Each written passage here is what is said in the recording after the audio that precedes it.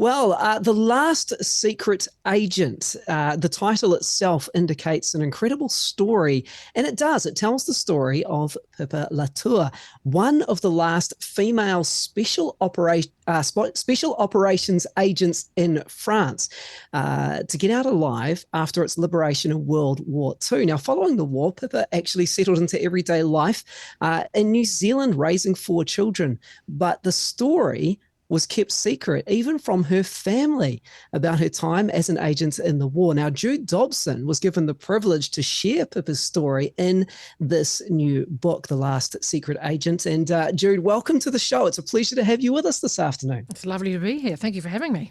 Jude, let's talk about this book. It's extraordinary. How did you come to meet Pippa and have this opportunity to write down her story? Well, I met her in 2019 through a lovely chap called Peter Wheeler, who was the chief executive of Bomber Command. Mm-hmm. So I was researching for a documentary I was making about New Zealand's Air Force then and now, and I was looking for some of the World War II veterans, which he sourced for me, some lovely gents, and gathered their stories. And then he said, "You wouldn't want a woman, would you?" And I went, "Oh, yes, please."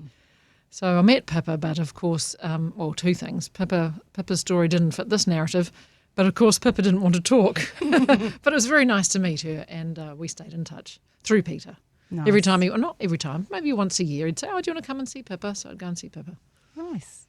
Well, let's touch on her story. And I guess what stands out is with Anzac Day coming up, Jude, we hear some incredible stories. And it's amazing to think that these were real people that were living in this time and facing these situations. Yeah. Now, in terms of this not being something that Pippa wanted to talk about, it was obviously very closely guarded. So, how did this all come about, hearing her story, learning the story? Because, this was even kept from her family. Yes, well, I think finally she thought, well, I am older now. Not old, but older. And, she just eventually, I did ask her, would you ever tell your story? No, I don't think so. And then I think she just changed her mind. She had a couple of people around her, a very good friend actually, who said, come on, it would be a good thing to record it. So yes, and then when she decided she'd do it, and a publisher became involved, I actually didn't think it would be me doing the job, actually. I've never ghostwritten anything in my life. But then Pippa and the publisher said they'd like me to do it. So I just jumped in, boots and all. But I think once she decided she'd talk, well, then it was all on. And our first meeting, she said, "I just have to remind you that I have an aneurysm, and the doctors told me that I could drop dead at the end of the sentence, so we better get on with it." Okay. Wow. No mucking around. No from mucking there around. On in. No, absolutely. Okay. Yeah. All right. Yeah. So, we won't be able to tell all the details of the book in this No, interview. you'll have to buy it. Exactly.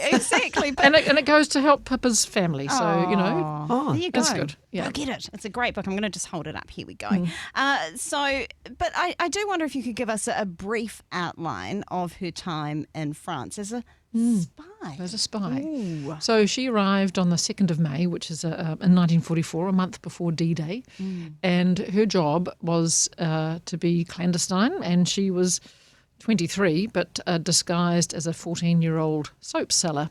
So she had some pseudo-grandparents who had a farm and made goat's milk soap.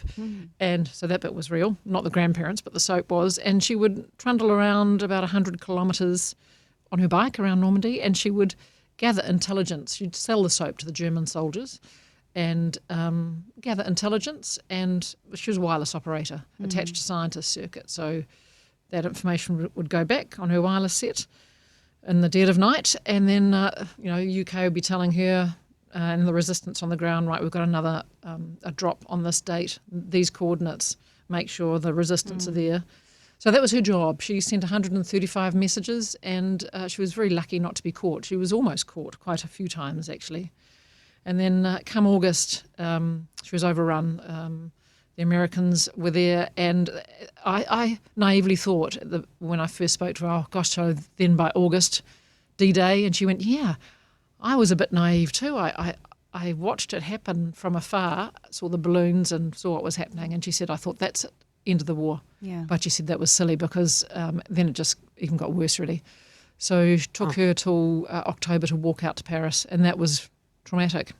Yeah, walking out was pretty hard. It's a long, you think of now when you drive around, she walked to Paris. It took her 2 months. And that actually was a part of the story that I think actually shocked me the most. Oh, did it? What was it? Oh, just the devastation and the horror of what she was seeing around her. Yeah, things were flattened and... Just so much death. Lots of death. Death, and more death. Yeah.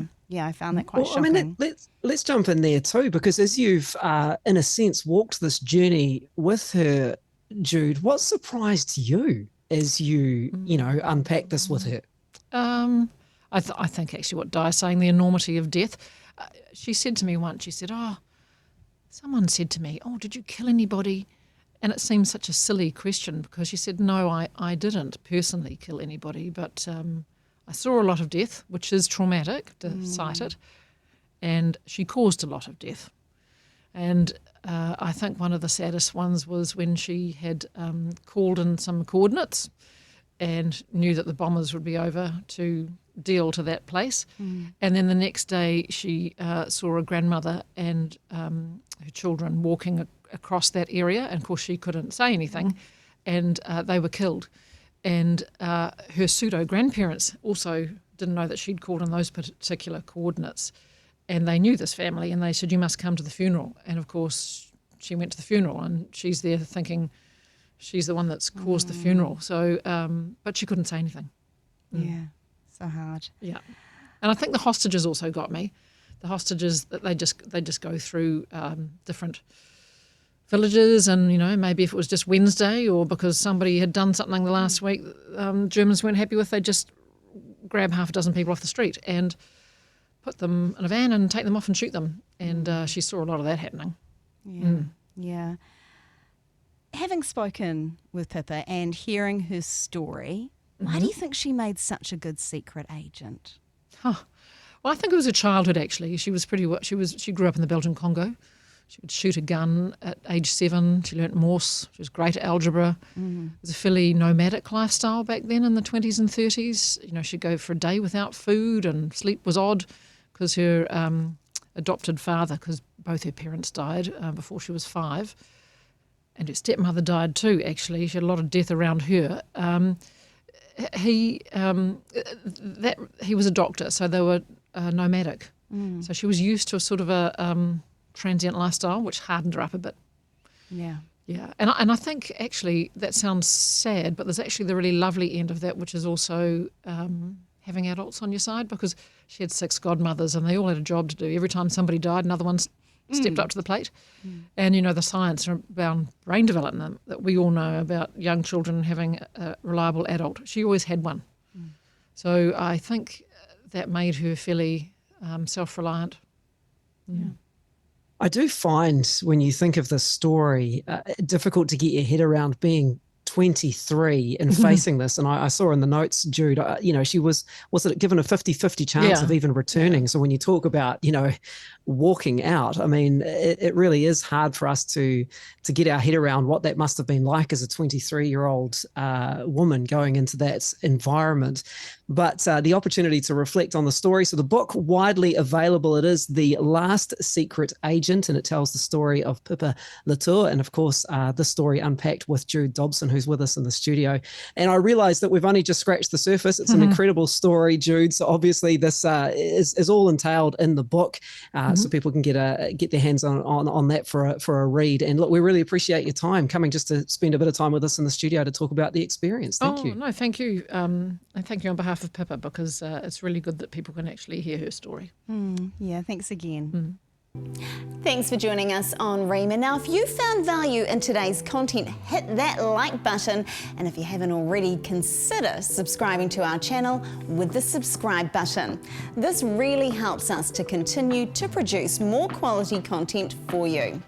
And hey, if you'd like to stay updated and never miss any of our future videos, ring that notification bell as well. Don't forget to follow us on our other socials, which are in the description below. And until then, stay tuned.